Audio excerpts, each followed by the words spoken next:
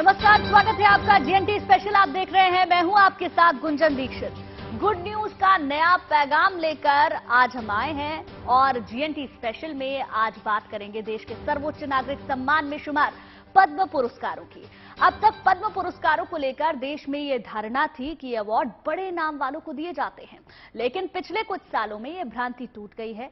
ये नए दौर का भारत है और अब हमारे देश में सर्वोच्च नागरिक सम्मान बड़े नाम से नहीं बल्कि बड़े काम से मिलता है।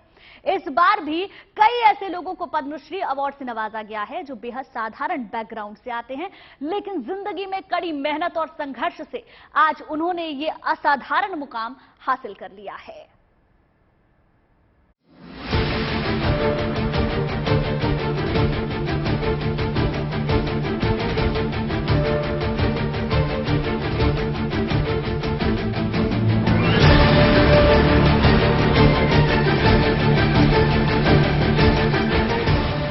ये वो साधारण लोग हैं जिन्होंने अपने असाधारण कामों से देश का मस्तक गर्व से ऊंचा कर दिया।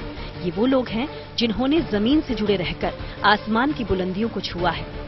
समाज सेवा, शिक्षा, स्वास्थ्य और कला के क्षेत्रों से जुड़े ये वो आम लोग हैं जिन्होंने लाख चुनौतियां और मुश्किलों से टकराकर जिंदगी की धारा को मोड़ा और आज इस सर्वोच्च सम्मान के हकदार बन गए।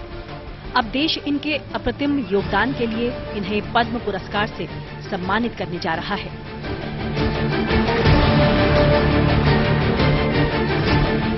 बेहद साधारण सी पृष्ठभूमि से आने वाले इन लोगों ने अपनी सारी जिंदगी एक लक्ष्य का पीछा करते हुए समाज और लोगों के जीवन को बेहतर बनाने में लगा दी।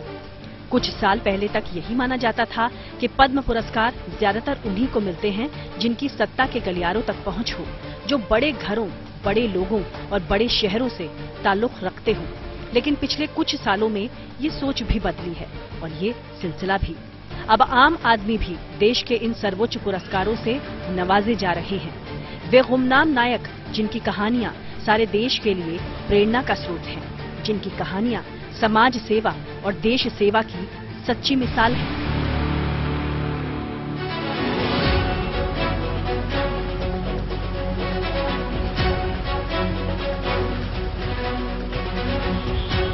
ऐसी ही कहानी है डॉक्टर कैप्टन मुनीश्वर चंद्र डावर की।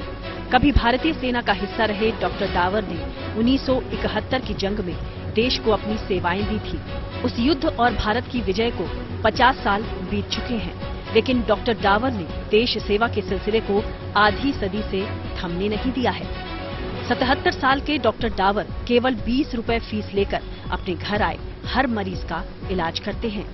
आज की तारीख में जब मामूली से बुखार के इलाज का खर्च या कहीं कि डॉक्टर की फीस 500 रुपए हो गई है और मर्ज बढ़ने के साथ ही फीस बढ़ती चली जाती है, उसी दौर में डॉक्टर डावर केवल 20 रुपए फीस लेकर मरीजों को शिफा भी दे रहे हैं और शफकत भी। यही वजह है कि डॉक्टर डावर के क्लिनिक में मरीजों की भीड़ लगी रहती है। कमाल की बात यह है कि डॉक्टर डावर को अपनी फीस कभी कम नहीं लगी। 1986 में वो फीस के तौर पर 2 रुपये लेते थे। फिर 3 रुपए के बाद 1997 में ये फीस 5 रुपए हो गई, जो 15 साल तक रही। फिर साल 2012 में 10 रुपए फीस हुई। 10 साल बाद ये फीस 20 रुपए की गई। लेकिन कम या ज्यादा फीस होने के पीछे डॉक्टर डावर का तर्क भी बड़ा दिलचस्प है। आजकल क्या है, इन्वेस्टिगेशंस बहुत हैं, सब कुछ करना पड़ता है। छोटी छोटी चीज के अलग अलग स्पेशलिस्ट हैं। एक डॉक्टर को स्पेशलिस्ट बनने में कम से कम 8 से 10 साल लगते हैं, तो लाखों रुपए फीस देनी पड़ती है। किसी किसी की फीस तो 1 करोड़ तक है। जब वो इन्वेस्ट करेंगे तो वापस भी तो लेंगे, आपसे ही लेंगे, किसी भी और से थोड़ी लेंगे। अब हमने 10 रुपए महीना फीस दी है, इसलिए हम 10 रुपए लेते हैं।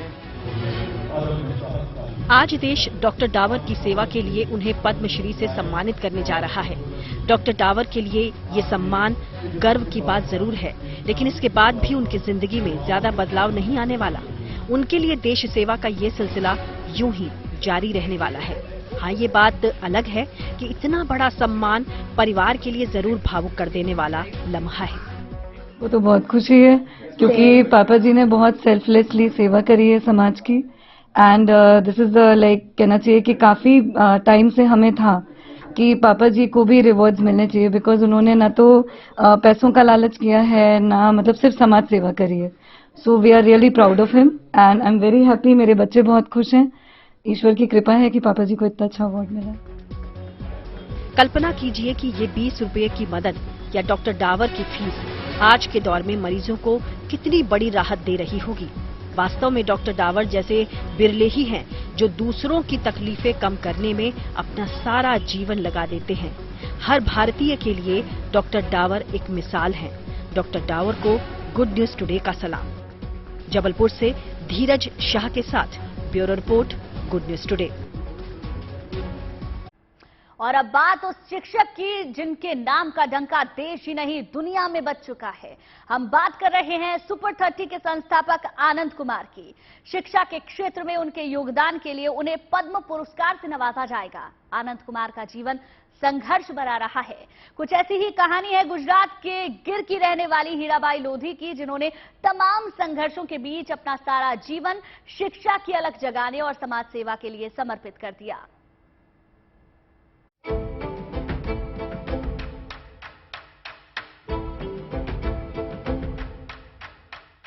बच्चों के लिए उन्होंने अद्भुत काम किया है और एजुकेशन के लिए खास तौर से तो उनको मिलना, ये समझिए कि देश का गौरव की बात है। जिन बच्चों को किताबों की पढ़ाई के साथ साथ जिंदगी का ककहरा सिखाया, आज वो अपने गुरु की उपलब्धि पर गदगद हैं। बल्कि सिर्फ छात्र ही नहीं, बल्कि आनंद सर के पद्मश्री से सम्मानित होने पर उनका पूरा शहर ही फक्र महसूस कर रहा है। पूरा बिहार आज हर्षोल्लास मना रहा है और इसीलिए हम तहे दिल से मुबारकबाद देते हैं आनंद जी को और पूरे बिहार वासियों को, पूरे हिंदुस्तान वासियों को। बिहार के मैथ्स के टीचर और सुपर 30 के फाउंडर आनंद कुमार ने बिहार के बच्चों की शिक्षा के लिए जो काम किया है, उसने उन्हें अलग पहचान दिलाई, शोहरत दिलाई और अब देश के सबसे बड़े नागरिक सम्मान में शुमार पद्मश्री से भी नवाजा गया है। भारत सरकार को खासकर धन्यवाद, जिन्होंने मुझे इस लायक समझा। तो बहुत सारे फोन आ रहे हैं लगातार, बहुत लोग मिलने आ रहे हैं, बहुत व्हाट्सएप आ रही है। ये सब देख के अच्छा लग रहा है। साथ साथ मेरी जिम्मेवारी और भी बढ़ जाती है कि इतने लोग मुझे बधाइयां दे रहे हैं, तो मुझे लग रहा है कि लोगों की उम्मीद भी बढ़ी है। इसलिए अब सिर्फ बिहार नहीं बल्कि पूरे देश में समय आ गया है कि सुपर 30 का ऑनलाइन और ऑफलाइन जरिए फैलाव किया जाए। आज आनंद कुमार की पहचान देश और दुनिया में फैले वो बच्चे हैं जो आज बड़े बड़े मुकाम पर बैठे हैं। कभी जिनके हुनर को आनंद कुमार ने पहचाना, लेकिन ये भी जाना कि उनके हालात ऐसे नहीं कि वो बड़े लक्ष्य को भेद पाएं। लिहाजा आनंद कुमार ने सुपर 30 कोचिंग की स्थापना कर ऐसे बच्चों की जिंदगी बदलने का फैसला लिया जिनकी कामयाबी के आगे परिवार की आर्थिक चुनौतियां आड़े आती रही। 2002 में बिहार के बच्चों के साथ शुरू हुआ मुफ्त शिक्षा का ये प्रयोग लोगों के लिए मिसाल बना। कई और लोग इस पहल का हिस्सा बनते देखे गए, लेकिन शोहरत की जो बुलंदियां आनंद कुमार ने छुई, उसने उन्हें 130 करोड़ की भीड़ से अलग खड़ा कर दिया।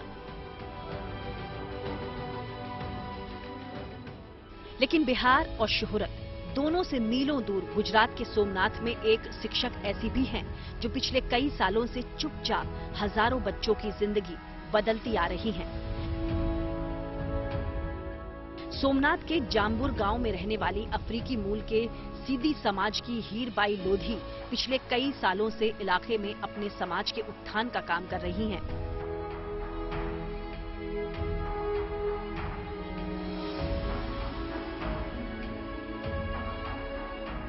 अभावों ने जिन हीरबाई को खुद कभी पढ़ने का मौका नहीं दिया, आज वो जाने कितनों को आगे पढ़ने और बढ़ने का रास्ता दिखा रही हैं।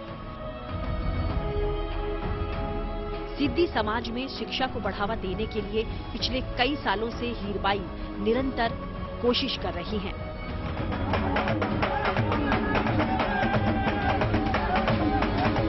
ત્યારે મારો એક જ સવાલ હતો કે હું આદિવાસીની બેન, ગરીબ રેખાની દીકરી, હું કરી શકું કે ના કરી શકું? મારા ગામની અંદર ખાલી ટેલિંગ દેવાસ આવવાની હતી, ત્યારે હું સાયલા જાઉં તું હું જુનાગઢ નહોતી ટપી 15 દી મારા ગામમાં રખડી ત્યારે મને એક બેન ચડી।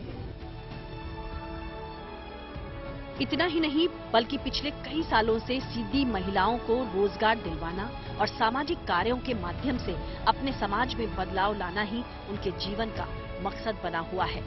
आपको बता दें कि सालों पहले जूनागढ़ के नवाब ने अफ्रीका से आए आदिवासी समुदाय के इन लोगों को इस इलाके में बसाया था।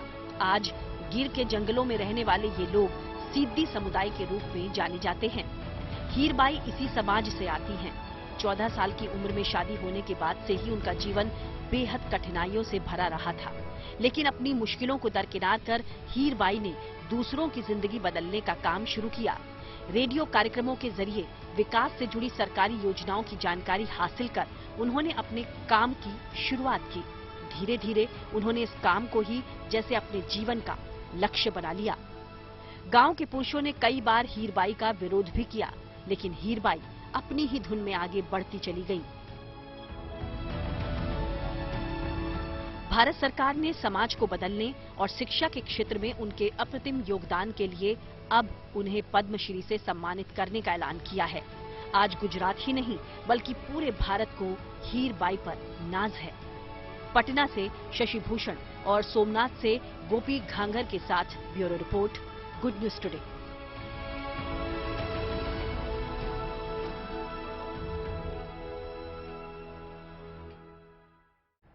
जमीन से जुड़े उन साधारण लोगों ने वर्षों की साधना के बूते पर इस असाधारण सम्मान को हासिल किया है।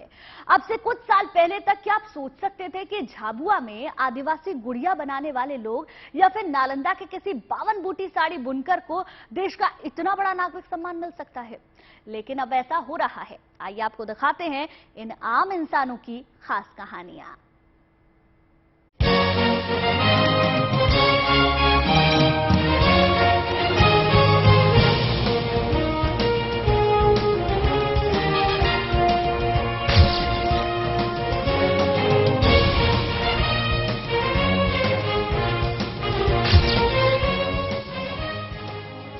जिंदगी की जेब से जैसे जैसे उम्र खर्च होती जाती है, बचपन के साथ ही रहे गुड्डे गुड़िया हकीकत से कहानियों में तब्दील होते जाते हैं। लेकिन आज उन्हीं गुड्डे गुड़ियों ने झाबुआ के परमार दंपत्ति की जिंदगी की कहानी को बदल दिया है। आदिवासी गुड़िया कला को देश दुनिया में पहचान दिलाने वाले परमार दंपत्ति को पद्मश्री सम्मान से नवाजे जाने की घोषणा की गई है।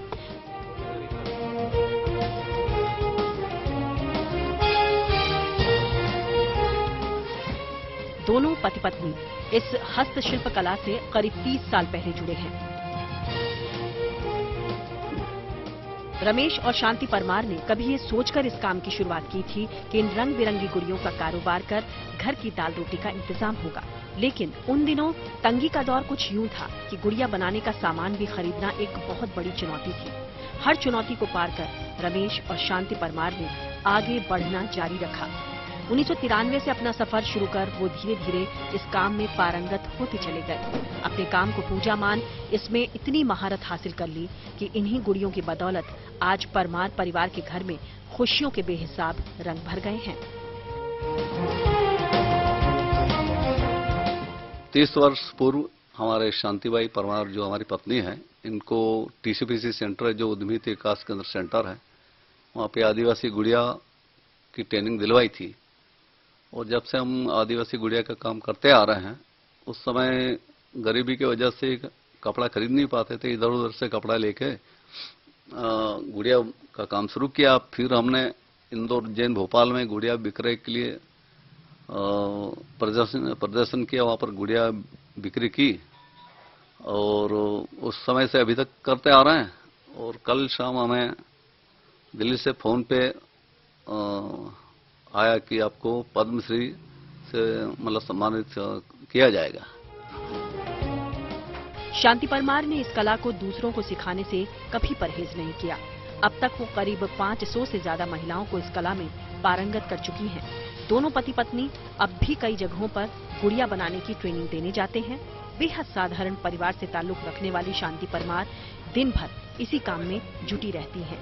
उनका ज्यादातर समय झाबुआ से बाहर दिल्ली, अहमदाबाद, भोपाल जैसे बड़े शहरों में लगने वाले शिल्पी मेलों में गुजरता है। उनकी गुड़िया को मेलों में लोग काफी पसंद करते हैं। हाथ से बनी कपड़े की ये गुड़िया पहली नजर में ही मन मोह लेती है।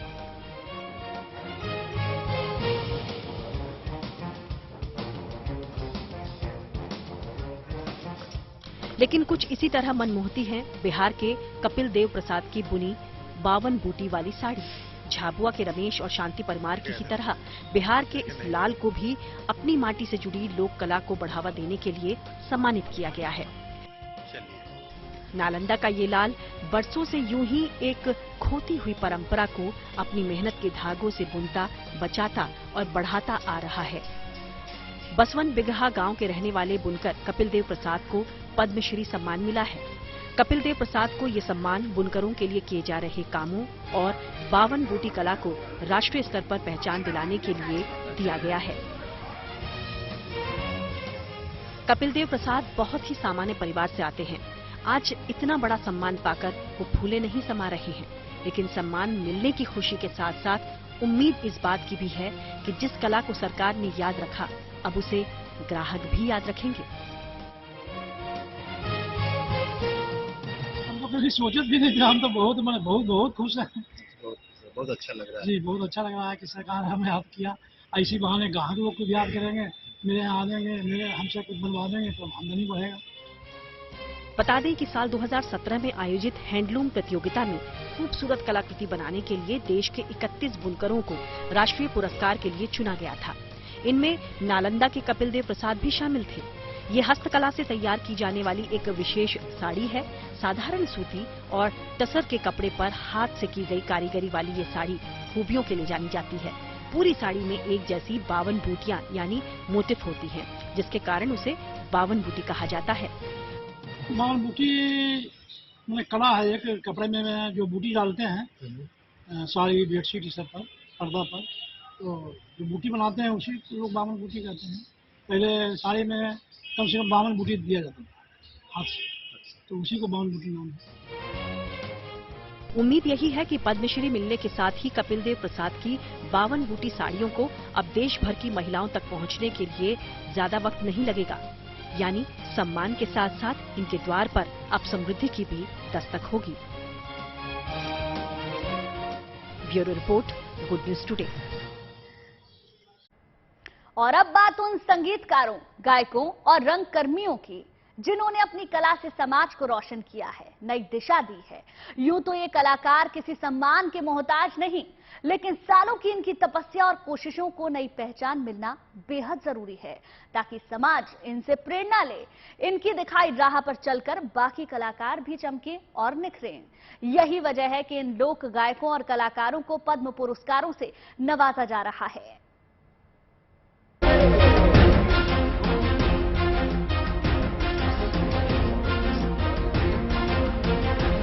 जब ये लिखते हैं तो कागज पर उकेरे शब्द साकार हो उठते हैं। जब ये तान छेड़ते हैं, सुर लगाते हैं, तो संगीत को नया विस्तार मिलता है, नया आयाम मिलता है। इसीलिए तो ये तमाम शख्सियत आज पद्म पुरस्कारों के अधिकारी हैं। छत्तीसगढ़ से 3 कलाकारों को पद्मश्री के लिए चुना गया है। इन्हीं में से एक हैं लोक गायिका उषा बारले। भिलाई की रहने वाली उषा बारले 7 साल की उम्र से पंडवानी गाती आ रही हैं।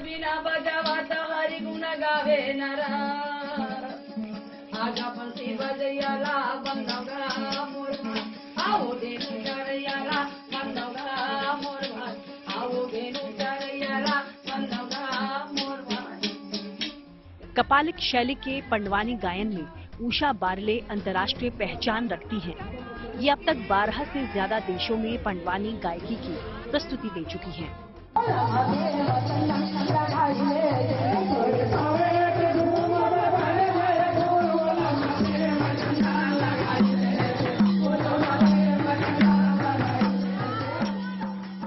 उषा बारले का योगदान महज गायकी तक सीमित नहीं है।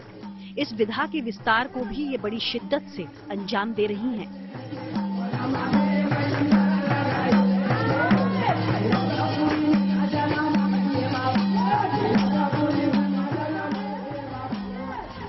इसी के तहत भिलाई में इनका संस्थान कलाकारों को निशुल्क पंडवानी प्रशिक्षण देता है। पद्म विभूषण डॉक्टर तीजन बाई से प्रशिक्षण ले चुकी उषा आखिरी सांस तक इस कला को जीना चाहती हैं। इसे इसके संपूर्ण उत्कर्ष तक पहुंचाना चाहती हैं।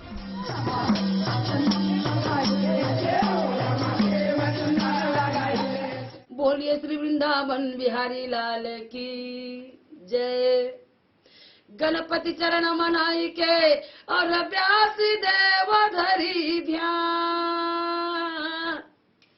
गदा पर सरसत और सबल सिंह चौहान।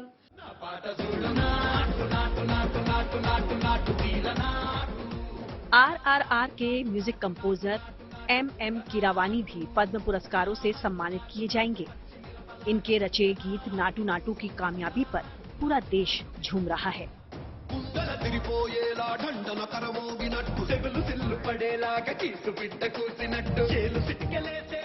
गोल्डन ग्लोब में सफलता का परचम लहराने के बाद अब नाटू नाटू ऑस्कर की कसौटी से भी गुजरेगा। पद्म पुरस्कार पाने पर MM कीरावानी कहते हैं कि ये महज उनका सम्मान नहीं है, ये उनके माता पिता और गुरु का भी सम्मान है। By God's grace and the blessings of all my gurus, my parents and mentors, this achievement is not mine alone. It's an achievement of all my mentors. Gadchiroli के मशहूर नाट्यकर्मी डॉक्टर परशुराम खुणे को भी पद्मश्री पुरस्कार से नवाजा जा रहा है। पिछले 50 साल से डॉक्टर परशुराम रंगमंच पर अपने अभिनय का कौशल दिखा रहे हैं। बायकाच्या मी गुलाम त्या मात्र बेलगाम यांच्या हातीमध्ये नवऱ्याचा लगाम। धिक्कार असू या बायकांना। अरे नक्सलवाद से प्रभावित गढ़चिरौली में डॉक्टर परशुराम खुणे युवाओं में नशाबंदी और अंधविश्वास दूर करने के लिए काम करते रहे हैं। अब तक डॉक्टर खुणे 5000 नाटकों में 800 अलग अलग भूमिका निभा चुके हैं। मुझे बहुत खुशी हो रही है कि हरिपट्टी के गढ़चिरौली जिले में यहीं पर भी इतना बड़ा पुरस्कार मिलना मेरे लिए बहुत अभिमानास्पद अभिमान लगा मुझे। और मेरी तमाम जितनी प्रेमी मेरे गुरुजन है, जहाँ मैं पढ़ा गौरगांव और विद्यालय में प्राथमिक शिक्षण, वहाँ नाट्य कलेक्टर बालाजी बड़ी बोरकर, इनकी तरफ से मुझे बचपन से जो संस्कार हुए नाटक की, वो मेरे लिए बहुत प्रेरणादायक रहे।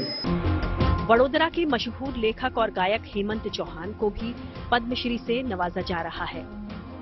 गुजरात में इनकी लोकप्रियता का आलम ये है कि यहाँ हर घर और मंदिर में इनके गाए भजन गूंजते हैं। इन कलाकारों ने अपनी कला से समाज को रोशन किया है, एक नई दिशा दिखाई है। उम्मीद यही है कि इनकी कामयाबी उभरते कलाकारों को नई ऊर्जा देगी, उन्नति की नई राह दिखाएगी। दुर्ग से रघुनंदन पांडा और गढ़चिरौली से वेंकटेश दुदम्बार के साथ bureau report, good news today. GNT special में आज के लिए बस इतना ही। देश और दुनिया की तमाम अच्छी खबरों के लिए देखते रहिए गुड न्यूज टुडे।